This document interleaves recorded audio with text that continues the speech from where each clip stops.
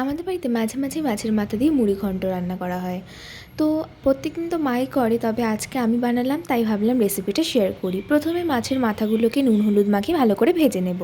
তারপর আলুগুলোকেও ভালো করে ভেজে নামিয়ে রাখবো। এবার তেলের মধ্যে পেঁয়াজ, আদা, রসুন, টমেটো, কাঁচা লঙ্কা দিয়ে একটা পেস্ট বানিয়ে দিয়ে দেবো। তার মধ্যে দেবো পরিমাণ মতো নুন, হলুদ গুঁড়ো, শুকনো লঙ্কার গুঁড়ো আর তার সাথে চিনি। এবার মশলাটাকে ভালো করে কষিয়ে নিয়ে দিয়ে দেবো আগে থেকে ভিজিয়ে রাখা গোবিন্দভোগ চাল। তারপর ঢাকা দিয়ে কিছুক্ষণ গোবিন্দভোগ চালটাকে ফুটিয়ে নিয়ে দিয়ে দেবো গরম মশলার গুঁড়ো। তারপর আরও বেশ কিছুক্ষণ কষিয়ে নিয়ে দিয়ে দেবো আগে থেকে ভেজে রাখা আলুগুলোকে।